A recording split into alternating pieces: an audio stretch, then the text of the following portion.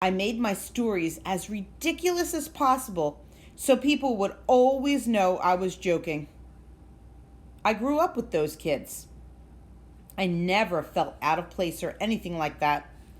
My armlessness wasn't strange or weird to them because, like I said, I had always gone to the same school. I never imagined my parents would make me leave. I never thought they would take me and make me move all the way to Arizona and go to a new school right after starting 8th grade. Then again, I never imagined I would save the Old West, perform for an audience in the desert, and solve a mystery. You'd be surprised at all that I'm capable of, even without arms. Chapter 2. The day Dad told me he wanted to apply for a job as a theme park manager in Arizona, I thought it was quite possible that aliens had taken over his brain. Either aliens or the government. I knew from my great-grandma that the government was capable of dreadful things.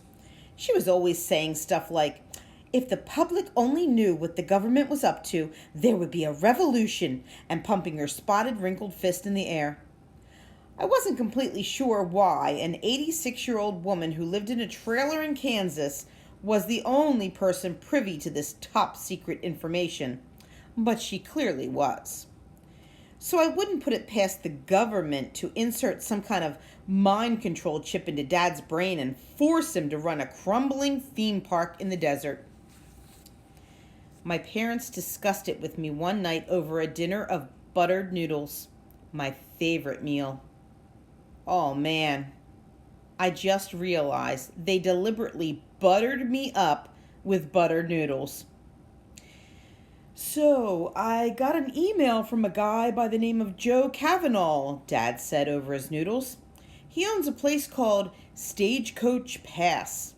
What's that? I asked, slurping up a noodle. It's this Western-themed amusement park in Arizona. I guess he found my resume on one of the job sites where I posted it. Anyway, he invited me to apply for a position of general manager at the park. He must have been impressed with your resume, honey, Mr. Big-time restaurant manager, said Mom. Well, said Dad, I'm not really sure how managing a restaurant relates to managing an entire theme park, but I guess it's a huge part of their business. This steakhouse is there, so that's probably why he contacted me. Are you going to apply? I asked. It does sound interesting, said Dad. I scowled. Arizona is really far away. Don't forget, you were born there, Sheebs, Dad said. We spent a lot of time there during your adoption, and we really liked it. We even thought it might be a great place to retire to one day. The winter was so beautiful, warm and sunny. I'm sick of icy winters. What's the summer like? I asked. Mom grimaced. I've heard it's kind of like the surface of the sun. It could be an exciting adventure. Dad waggled his eyebrows at me. Swimming and soccer all year long? I glared at my noodles. I don't think I want to play soccer on the surface of the sun. Come on, said Dad. You're such a pro. You could play soccer anywhere. Stop trying to entice me, I said. You haven't even applied yet. Well, if it's okay with you, I'd like to. On the one hand, the thought of leaving Kansas, the only home I could ever remember, sounded worse than anything. On the other, Dad had lost his job nearly 6 months earlier when the restaurant he had been managing went out of business. He really needed this. It's okay with me, I mumbled, feeling like I might cry. Dad applied, and then he and Mom were invited to go to Arizona for an interview and to check the place out. And then they were invited to stay and run the theme park together. Turns out it was more of a 2-person job. And so we sold off a ton of our furniture and donated the junk we didn't need and packed the rest of our belongings into a giant pod that would magically disappear from Kansas and magically reappear in Arizona a week later. We drove our old car over 1,000 miles westward across the country, praying the entire time that we wouldn't break down.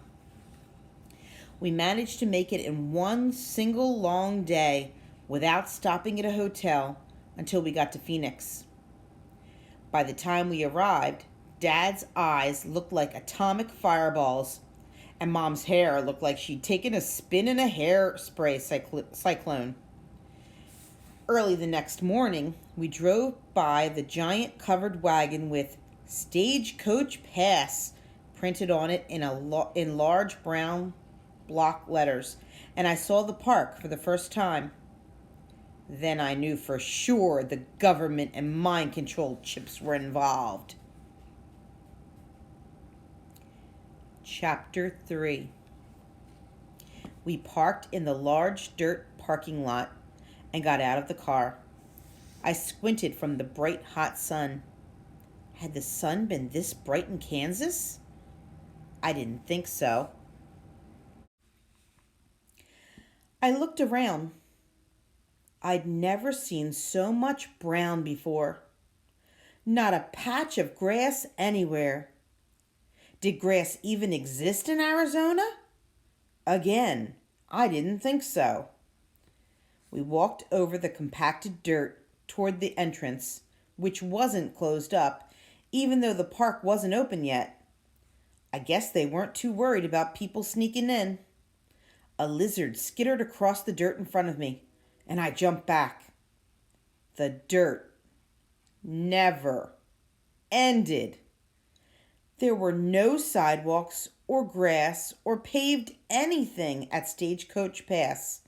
Just dirt and old wooden buildings with old wooden steps and old wooden porches that looked like they might collapse at any time.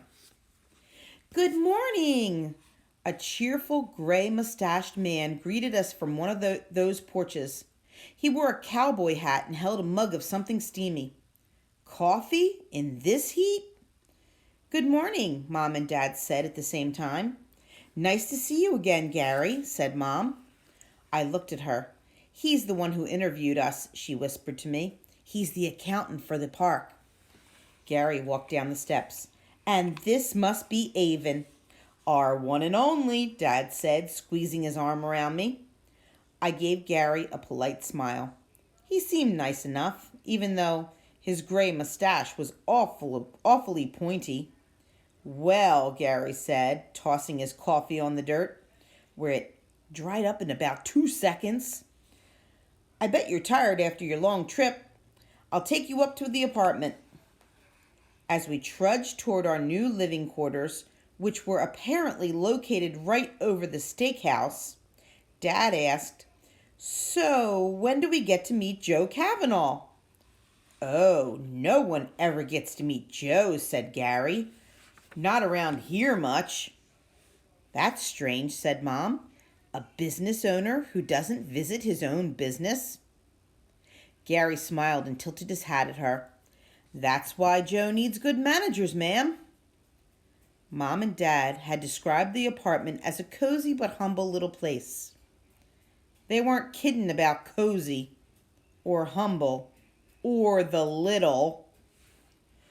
Gary and a few other men from the park, all dressed like cowboys, carried our stuff up from the car.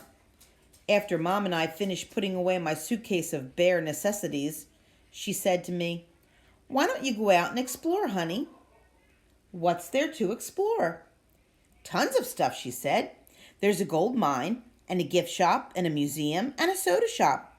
You could get yourself an ice cream. She looked at her watch. It won't be open for a half hour, though. So I went out and explored for about 5 minutes. The heat got more and more intense with every second until I was forced into the air-conditioned museum. The museum was actually more like a room. Just one room with picture-covered walls and a few artifacts in glass cases. These artifacts included a collection of stone arrowheads, some broken Navajo pottery pieces, a pistol from the 1800s, a pair of old spurs, and a genuine dead tarantula with an information board that shared facts like tarantulas have no teeth, so they use their venom to liquefy their prey and suck up the liquid nastiness directly into their stomachs. How awesome is that? I scanned the framed photographs on the walls, the old wooden floorboards creaking under my feet. Most of the pictures were black and white, taken a long time ago when Stagecoach Pass first opened. It looked like it was quite the place to be back then. Crowds and rodeos and even parades on Main Street. Then I came to an empty space in the wall where it seemed a picture had been removed. The nameplate beneath the empty space had been left up and said, "The Kavanaughs, Stagecoach Pass 2004. I looked around at the rest of the photos and each of their nameplates, but I couldn't find any more of the Kavanaughs. I thought about what Gary had said. No one ever meets Joe. And I wondered why. "There you are," Dad said from behind me. "I've been looking for you." I turned around. "Just getting some cool air." "Don't worry." Dad wiped the sweat from his forehead. "It'll cool down soon. Guess what?" "What?" "The rodeo arena is all closed down, so I thought we could set up soccer goals out there and practice." "That sounds great. You want to go kick the ball around now?" "Isn't it too hot?" "Never. Plus, we can keep cool with ice cream." "What if I get a sunburn?" "They have sunblock in the gift shop." I smiled. "You have an answer for everything, don't you?" Dad put an arm around me and led me into the gift shop. "Of course. Didn't you know that dads know everything?" I snorted as he picked out a small tube of sunblock from a rack. "I'd like to be there when you tell Mom that." And that brings us to the end of chapter 3. Okay, so if you liked the book so far, again, it's called Insignificant Events in the Life of a Cactus by Dusty Bowling. And if you pick up this book to read it, if you like, you could skip right to chapter 4 since we read the first 3 chapters already. Enjoy, everybody. Bye-bye.